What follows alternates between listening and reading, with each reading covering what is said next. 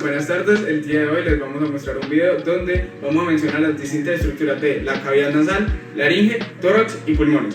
Esto con mis compañeros Samuel Chávez, Camilo Granada y Sebastián Puente, los cuales somos pertenecientes al grupo 3 y 4.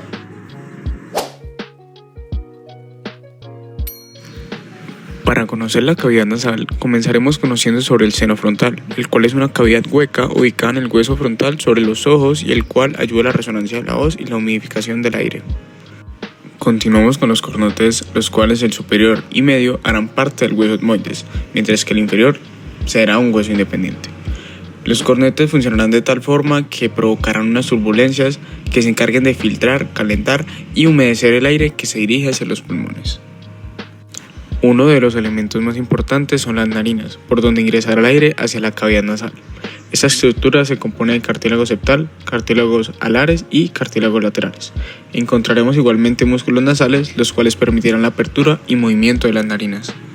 En la parte posterior de la cavidad se encuentra el seno esfenoidal, el cual se ubica dentro del hueso esfenoides. Este se va a encargar de regular la presión del aire dentro del cráneo y ayudar a la resonancia de la voz. En este punto de la cavidad, el aire continúa su recorrido hacia las coanas, conectando la cavidad con la nasofaringe, que dirigirá el aire hacia la laringe y tráquea. Por último, podemos ver que dentro de la nasofaringe encontramos la adenoides, que es un conjunto de tejido linfoide, el cual se encargará de atrapar patógenos y evitar infecciones respiratorias. Bueno, ahora les voy a explicar la laringe. La laringe es una estructura anatómica fundamental del sistema respiratorio y fonatorio, ubicada en la parte anterior del cuello, entre la faringe y la tráquea. Su principal función es permitir el paso de aire, participar en la producción de la voz y proteger la vía aérea durante la deglución. Los cartílagos de la laringe. La laringe está conformada por una serie de cartílagos que le proporciona soporte y estructura.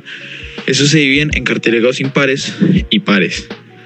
Los cartílagos impares son el cartílago tiroides, el cartílago cricoides, la epiglotis y la hipoglotis. Qué pena. Los cartílagos pares son el cartílago aritenoides, el cartílago corniculado y el cartílago cuneiforme. Continuando, encontramos la membrana y ligamentos. Los cartílagos de la laringe están conectados por membranas y ligamentos, los cuales permiten estabilidad y movilidad. Entre los principales se encuentran membrana tiroidea, ligamento cricotiroideo y ligamentos vocales. La tiroidea une el cartílago tiroides con el hueso hioides, facilitando la suspensión de la laringe. El ligamento cricotiroideo conecta el cartílago cricoides con el tiroides y es de relevancia clínica en procedimientos de emergencia como la cricotiroidotomía. Y los ligamentos vocales forman el esqueleto de las cuerdas vocales y son fundamentales en la fonación. Los músculos de la laringe. Los músculos de la laringe se dividen en intrínsecos y extrínsecos, dependiendo de su función y localización, obviamente. Encontramos entre los músculos intrínsecos el cricoaritenoideo posterior y el cricoaritenoideo lateral. También está el tiroaritenoideo y el cricotiroideo. Y entre los músculos extrínsecos se encuentran los elevadores de la laringe y los depresores de la laringe. Que estos, pues el elevador de la laringe incluye músculos como el estiloideo, miloideo y el digástrico, los cuales pues elevan la laringe durante la deglución. Y los depresores se encuentran el esternoideo, homoideo y el esternotiroideo, que pues descienden a la laringe tras la deglución. En conclusión, pues el conjunto de la laringe es una estructura pues altamente especializada que se desempeña en funciones esenciales en la respiración, la fonación y la protección de la vía aérea. Pues su compleja organización cartilaginosa, ligamentaria y muscular permite la modulación de la voz y la adaptación a diferentes necesidades fisiológicas. Hola, mi nombre es Camilo Granada y yo voy a hablar acerca de las estructuras del tórax. Empezamos con los huesos del tórax. El tórax óseo está compuesto principalmente por el esternón, un hueso plano ubicado en la parte anterior del tórax. Se divide en tres partes: manubrio, cuerpo y procesos sifoides. Tenemos las costillas. Son 12 pares de huesos curvados que protegen los órganos internos y estas se clasifican en costillas verdaderas, de la primera a la séptima. Se articulan directamente con el esternón mediante cartílago costal. Tenemos costillas falsas, de la octava a la décima. Se unen al esternón de forma indirecta. Y tenemos las costillas flotantes, que es de la 11ª a la 12ª, que no tienen conexión con el esternón. Tenemos las vértebras torácicas, son 12 y forman parte de la columna vertebral, proporcionando soporte estructural y puntos de articulación para las costillas.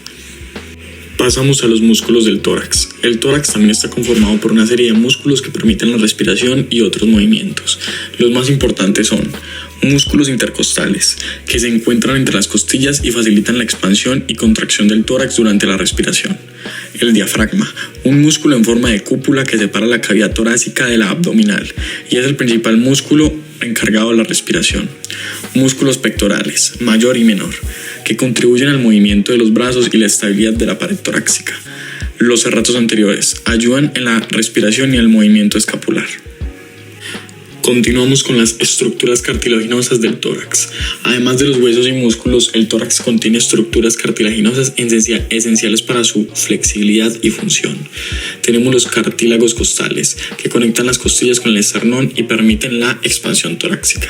Tenemos el cartílago del proceso sifoides, una pequeña extensión del esternón que con el tiempo puede osificarse. Tenemos los discos intervertebrales, que aunque pertenecen a la columna, también tienen una porción en la región torácica y proporcionan amortiguación y movilidad. Como conclusión tenemos que el tórax es una estructura increíblemente compleja y esencial para la vida. Gracias a sus huesos, músculos y cartílagos, cumple funciones vitales como la respiración, la protección de órganos y el soporte estructural. Estructuras de los pulmones. Empezamos con la pleura. Cada pulmón está envuelto por una membrana llamada pleura. Esta consta de dos capas, la pleura visceral, la que va pegada al pulmón, y la pleura parietal, que va pegada a la pared del tórax. Entre ambas capas hay un espacio lleno de líquido lubricante que permite que los pulmones se expandan y contraigan sin fricción. Lóbulos. Los pulmones están divididos en lóbulos. El pulmón derecho tiene 3 lóbulos, superior, medio e inferior, mientras que el izquierdo tiene 2, superior e inferior. Ilio. Es la zona donde los vasos sanguíneos, los bronquios y los nervios entran y salen del pulmón. A nivel microscópico tenemos los bronquios. Son las vías aéreas que se ramifican desde la tráquea y entran a los pulmones. Se van ramificando en bronquios más pequeños llamados bronquiolos. Alvéolos. Los bronquiolos terminan en pequeños sacos llamados alvéolos, que son las unidades funcionales estructurales del pulmón. Los alvéolos están rodeados por una red de capilares sanguíneos, donde ocurre el intercambio de gases. Tenemos el tejido pulmonar. Está compuesto por células especializadas que permiten el intercambio de gases, la producción de surfactante, que es una sustancia que evita que los alvéolos colapsen, y la defensa contra las infecciones. Como estructura del sistema respiratorio tenemos la tráquea. Es un tubo que conecta la laringe con los bronquios. Tenemos la laringe. Es la caja de voz. Contiene las cuerdas vocales y es responsable de la fonación. Nariz. Es la entrada del sistema respiratorio, donde el aire se calienta, se humedece y se filtra. En resumen, los pulmones son estructuras complejas que permiten el intercambio de gases entre el aire y la sangre. Su estructura en forma de árbol con bronquios que se ramifican en bronquiolos y terminan en alvéolos maximiza la superficie de intercambio de gases. Bueno, nosotros estamos conformados por Julián, Juan Carlos. y entonces vamos a empezar a explicar las características del sistema respiratorio. El sistema respiratorio tiene una serie de eventos. La tráquea tiene un diámetro de 2 centímetros, lo que también podemos observar que tiene una longitud de 10 a 12 centímetros, que va desde la C5 hasta la T4 y T5, donde se bifurca en la carina traqueal a pulmón derecho y pulmón izquierdo. Aquí podemos encontrar la tráquea. La irrigación de la tráquea se da por las arterias tiroideas inferiores y por las arterias bronquiales, y a su vez su inervación se da por el décimo par, que es el vago, con sus fibras simpáticas. En cuanto a la anatomía de los pulmones, vemos que el pulmón derecho se encuentra dividido por 3 lóbulos, lóbulo superior, medio e inferior. Aquí presenta 2 cisuras, la cisura horizontal y la cisura diagonal. El pulmón izquierdo se encuentra dividido por 2 lóbulos, superior e inferior, y nada más presenta una sola cisura, que es la cisura diagonal. Se encuentra revestido por una capa visceral y también una capa parietal. Los músculos que llevan a la expiración del pulmón son el músculo esternocleidomastoideo, el escaleno, los intercostales externos y el diafragma. Estos músculos permiten que la presión intrapulmonar vuelva negativa y la atmosférica sea positiva. Esto va a permitir el ingreso del aire a los pulmones. Primero que todo, tenemos que saber que los músculos respiratorios se dividen en principales y secundarios. En principales tenemos el diafragma, el cual se va a contraer porque va a permitir que se descienda y expanda el volumen de la cavidad torácica. Después también ya podemos encontrar los secundarios, que vendrían siendo el escaleno.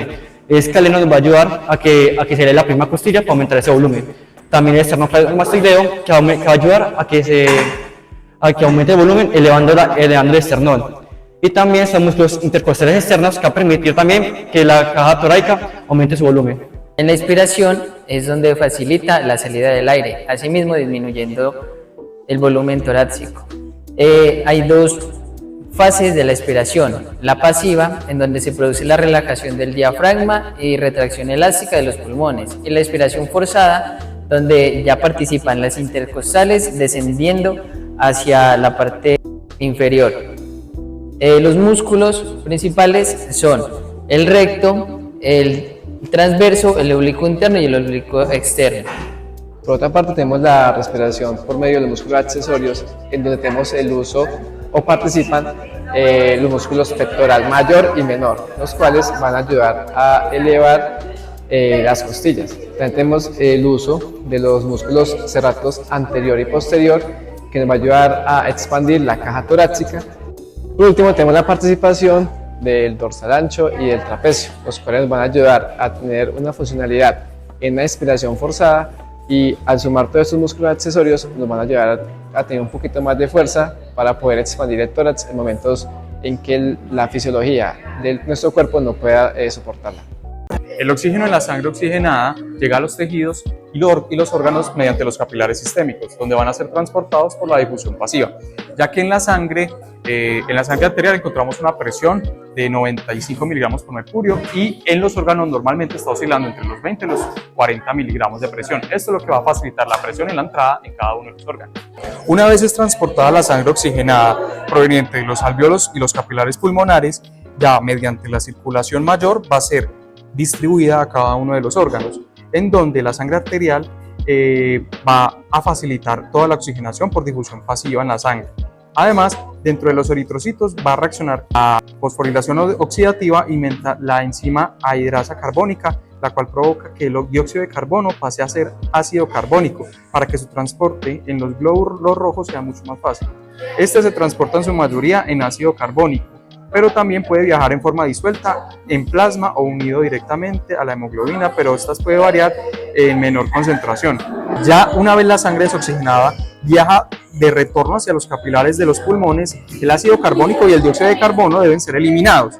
Por esto, el proceso de difusión pasiva de la presión de dióxido de carbono, que está en una presión oscilante de los 45 milímetros de mercurio en sangre, y en los alvéolos es de 49, entonces esto va a facilitar su liberación. Pero antes de esto, el ácido carbónico vuelve a ser dióxido de carbono mediante la reacción inversa, donde la anhidrasa carbónica permite que el dióxido de carbono pueda ser eliminado, mientras que el dióxido del plasma, unido directamente a la hemoglobina, se elimina de forma directa. Ya este dióxido de carbono es exhalado por la presión intraalveolar, que se envuelve positiva, y en la atmósfera negativa, gracias a que el diafragma se relaja y los músculos intercostales internos se contraen para reducir el volumen de la caja torácica.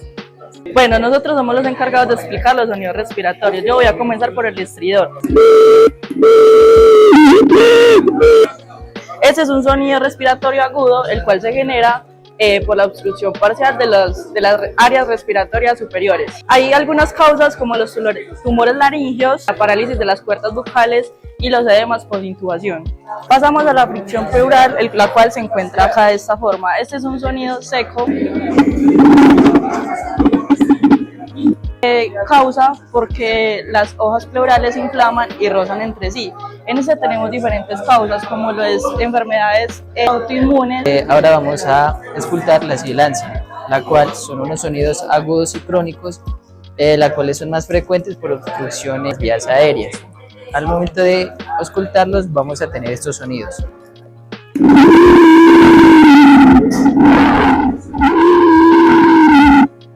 Las enfermedades más comunes serían el asma, EPOC y la bronquitis. Ahora vamos a escuchar los estertores, la cual tiene un sonido como burbujeante. ¿Por qué se da ese sonido burbujeante? Porque los alveolos y los bronquiolos se llenan de agua. Ahora vamos a escuchar el edema pulmonar. El edema pulmonar es el exceso de líquido en los pulmones, principalmente en los alveolos y los bronquiolos. Muy buenos días, señor Daniel Ceballos. Viene por una prueba de espirometría. Por lo que veo, pues, en su historia clínica parece que es porque viene por una sospecha de POC. Bueno, en su momento le voy a explicar la importancia de la espirometría. La espirometría es muy importante ya que nos permite evaluar la función pulmonar para saber si está funcionando correctamente, tanto en inspiración como en expiración. También nos permite diagnosticar enfermedades de una forma muy rápida y temprana, como serían el asma o por lo que se tendría sospecha de POC. Para poder realizar espirometría, debemos que intentar que usted esté relajado. Bueno, ahora les voy a poner unas pinzas en la nariz para que no se fugue el aire. Bueno, ahora necesito que inspire, por favor, hasta que llene los pulmones lo más que pueda. Ahora, por favor, guarde el aire y coja el espirómetro y póngaselo en la boca. Y por favor, expire hasta de una forma muy rápida y con fuerza, todo lo que pueda, hasta que sus pulmones queden vacíos. Así. Listo, muy bien. Eso lo vamos a repetir otras 2 veces para que los resultados sean precisos y concisos. Buenos días, señor Juan Carlos. El día de hoy le vamos a tomar una muestrica arterial para tomarles una muestrica de gases arteriales. ¿Para qué lo tomamos? Para mirar cómo se encuentra su oxigenación, para poder evaluar su función pulmonar y también cómo se encuentra su equilibrio ácido-base. Antes de tomar la muestra arterial, lo que haremos es hacer un test llamado test de Allen. ¿Qué se hace en ese test de Allen? En ese test lo que vamos a buscar es que su perfusión a nivel arterial se encuentre de una manera normal. ¿Por qué? Porque al momento de tomar una muestra arterial vamos a hacer una punción y pues como todo tipo de procedimiento puede tener algún tipo de alteración. Entonces, si llega a tener algún tipo de alteración arterial en alguna arteria, ya sea radial o ulnar, podemos hacer una lesión donde no va a llegar sangre a su musculatura, a su tejido de la mano y podemos tener un daño grave. Entonces el test de Allen consiste, primero que todo, con los dedos índice y el del centro, vamos a oprimir donde pasan las arterias ulnar y radial. Vamos a oprimir y lo que vamos a hacer es que vamos a detener la perfusión arterial hacia la mano. Como podemos ver, esta se empieza a notar de un color como pálido debido pues al cese de su circulación. Luego lo que vamos a hacer es que vamos a liberar la presión que tenemos sobre la arteria ulnar y vamos a ver que el retorno arterial se puede notar pues fácilmente. Volvemos a cerrar o a obstruir esta arteria. Vemos que otra vez se nota de manera pálida y vamos a liberar la arteria radial. Podemos ver que hay un buen llenado tisular. Con esto lo que buscamos es que vamos a comprobar la buena circulación arterial hacia la mano y evitar algún tipo de alteración en el paciente. Después de comprobar con medio del test de Allen, pasamos pues a la toma de los gases arteriales. Entonces lo que vamos a hacer es con la mano no dominante vamos a captar dónde se encuentra pasando la arteria, en este caso la arteria radial. Vamos a comprobar dónde se encuentra y por la mitad de entre los 2 dedos vamos a hacer la punción. Hay que tener en cuenta que la jeringa usada para este procedimiento es una jeringa heparinizada especial para los gases arteriales para pues, llegar al momento de su procesamiento en la máquina especial. Entonces vamos a comprobar la arteria y en la mitad vamos a hacer la punción. Hacemos la punción, extraemos una cantidad asequible pues, de sangre arterial y allí vamos a llegar al momento del procesamiento de esos gases. Es importante saber si la temperatura del paciente y con qué FiO2 se está tomando la muestra. Si el paciente está con un FiO2 ambiente o si está haciendo uso de una cánula nasal o de una máscara, dado el caso del paciente.